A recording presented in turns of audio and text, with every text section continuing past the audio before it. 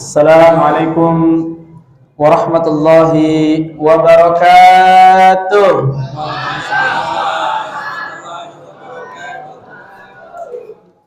Daun salam di pinggir sumur. Makasih.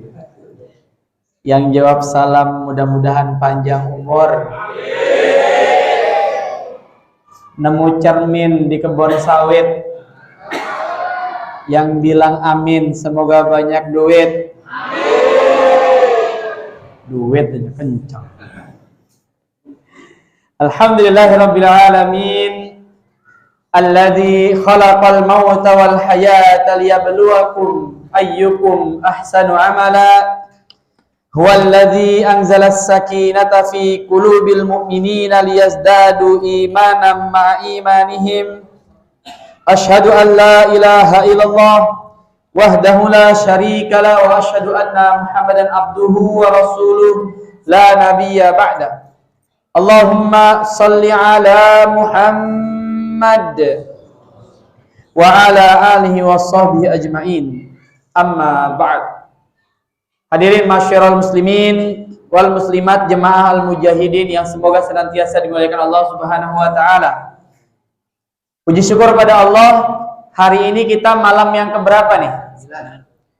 Malam yang ke-9. Mungkin ada juga sebagian di antara kita malam yang ke tapi saya yakin gak ada yang ke-13 kan ya? Dan luar biasanya, saya banyak keliling masjid dari hari pertama. Ini mungkin salah satu masjid yang jemaahnya paling banyak sampai malam ke-9 ini. Masya Allah, tabarakallah. Yang lain rata-rata masuk malam ke-5, kemajuan. Ya, jemaahnya udah pada maju. Masya Allah, tabarakallah. Hadirin yang dimuliakan Allah Subhanahu wa taala, pada malam ini insya Allah kita membahas satu tema yang mudah-mudahan menarik untuk kita semua.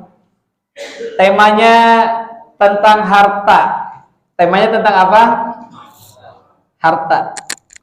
Pertanyaan besarnya adalah, harta itu dibawa mati atau enggak, Pak? Bu? Bu? Harta dibawa mati enggak, Bu? Ada yang bilang dibawa, ada yang bilang enggak. Pak, dibawa mati enggak, Pak?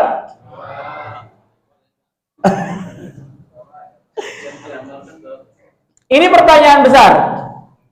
Wabil khusus bagi kita yang pernah susah misalnya. Saya misalnya dari keluarga sederhana. Saking sederhananya, rasa-rasanya baru 2005 pas di Jakarta itu saya baru tahu kalau makan mie itu boleh nggak pakai nasi. Karena dulu kalau makan mie itu mesti pakai lauk soalnya, Pak. Saya baru tahu makan telur bulat itu nikmatnya luar biasa. Karena dulu jarang sekali telur itu melihat bentuk wujudnya itu bulat, ya. Selalu dipotong-potong bareng-bareng adik-adik, bareng adiknya orang tua saya. Makanya kalau di Jakarta saya kalau beli nasi goreng mesti minta telurnya itu diceplok tuh biar kelihatan wujudnya. Saking pride. Walaupun itu masih mendingan. Kalau istri saya lebih parah lagi. Di kampungnya istri saya itu kalau mau menikmati jajanan enak, beli nasi goreng itu kan, ke tukang nasi gorengnya bawa nasi sama telur. Itu nyata, betul Pak? Istilahnya dia apa ya? Dandane gitu ya, dibenerin katanya. Nah bagi kita yang terus baru mengenal ekonomi, tiba-tiba kemudian ada yang bilang harta itu tidak dibawa mati. Kira-kira tambah semangat atau makin males? Hah? Semangat atau jadi males? Coba saya mau tanya. Yang bilang harta dibawa mati, ngacong. Yang bilang siap mati, ngacong. Siap mati. Yang bilang harta tidak dibawa mati, ngacong. Yang bingung. Hadirin dimuliakan Allah Subhanahu wa taala, mari kita simak dialog antara Nabi sallallahu alaihi wasallam dengan Aisyah radhiyallahu taala anha untuk mengetahui harta itu dibawa mati enggak. Suatu saat Nabi Muhammad SAW memotong kambing. Lalu beliau memerintahkan kepada istri beliau Aisyah radhiyallahu taala untuk membagikan kambing tersebut. Dibagikanlah daging kambing itu kepada banyak orang. Setelah dibagikan, Aisyah radhiyallahu taala anha kembali pada baginda Nabi sallallahu alaihi wasallam. Aisyah radhiyallahu taala an berkata pada Rasulullah, "Ya Rasulullah, semua daging sudah habis dibagikan. Adapun yang tersisa untuk kita adalah ini." Sambil memegang bagian daging paha belakang. Kesukaannya Nabi itu paha belakang. Hadirin yang Allah Subhanahu wa taala, apa jawaban Nabi, Pak? Kata Nabi, bukan. Yang tersisa untuk kita justru yang kita bagikan itu. Adapun yang habis adalah ini. Dibalik mindsetnya oleh Nabi Shallallahu Alaihi Wasallam. Jadi ternyata harta itu dibawa mati. Yang tersisa untuk kita, menemani kita di dalam kubur, menemani kita di padang mahsyar, menemani kita dalam perjalanan menuju yaumul mizan, menemani kita di akhirat adalah harta yang kita infakkan di jalan Allah Subhanahu wa taala. Adapun yang di tabungan kita, adapun yang di rumah kita itu yang akan habis. Ibu-ibu, Bu, dengar ya, Bu? Dengaran ya, Bu? Ibu punya tabungan di rekening 200 juta. Amin. Amin dulu ya, Pak. Tabungan 200 juta. Besok qadarullah Allah takdirkan ibu besok meninggal dunia. Kira-kira itu uang, kira-kira nih dipakai sama siapa? Dihabisin sama siapa? Sama suaminya. Dipakai buat apa, Pak? Nih, Bu. Cepet. Jawabannya kayak spontan gitu ya. Jemaah yang dimuliakan Allah Subhanahu wa taala, itu contohnya. Jadi Nabi Shallallahu alaihi wasallam tidak miskin. Nabi itu kaya raya.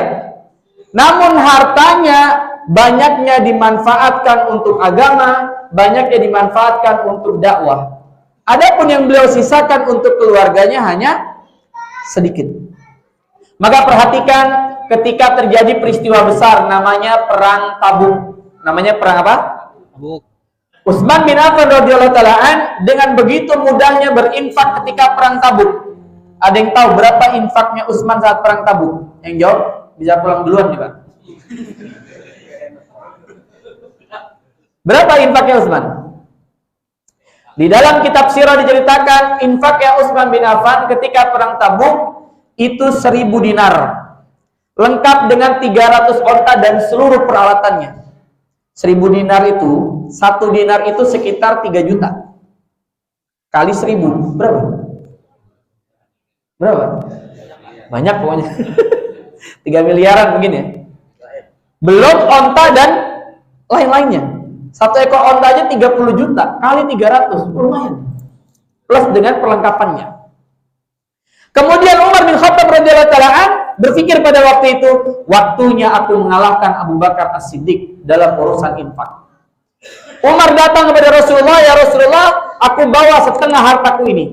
Berapa yang kau sisakan untuk keluargamu?" "Yang kau sisakan adalah sama seperti ini." Tapi ternyata Umar ketika datang, Abu Bakar sudah ada di situ.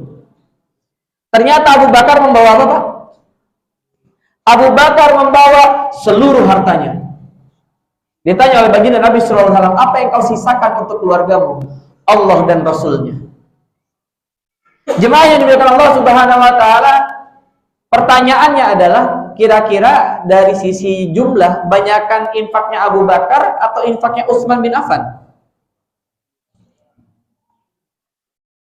Para ulama berpendapat bisa jadi secara kuantitas banyakkan infaknya Utsman. Tapi di hadapan Allah Subhanahu wa taala bisa jadi infaknya Abu Bakar As-Siddiq jauh lebih besar. Kenapa, Pak? Karena Abu Bakar As-Siddiq memberikan pada waktu itu seluruh hartanya. Maka apa pelajarannya? Jangan pernah meremehkan infak sekecil apapun. Kita jangan pernah meremehkan infak sekecil Apapun. Jangan pernah menghina orang. Ada tetangga kita ngasih uang misalnya 10.000, 20.000 untuk masjid. Bisa jadi di hadapan Allah Subhanahu wa taala itu nilainya luar biasa. Karena penghasilannya sehari 20.000. Ketika dia infak 20.000, berarti dia menginfakkan seluruh hartanya pada waktu itu. Ada orang infaknya 1 juta, hartanya sebenarnya 2 triliun. Banyak atau dikit? Infaknya jadi kelihatan dikit. Maka jangan pernah meremehkan perbuatan baik sekecil apapun. Dan para ulama berkata, afdhalus shadaqah fi Ramadan. Seabdal-abdalnya sedekah adalah di bulan Ramadan. Allah berfirman, a'udzubillahi minasyaitonir rajim. Bismillahirrahmanirrahim. Surat apa nih, Pak?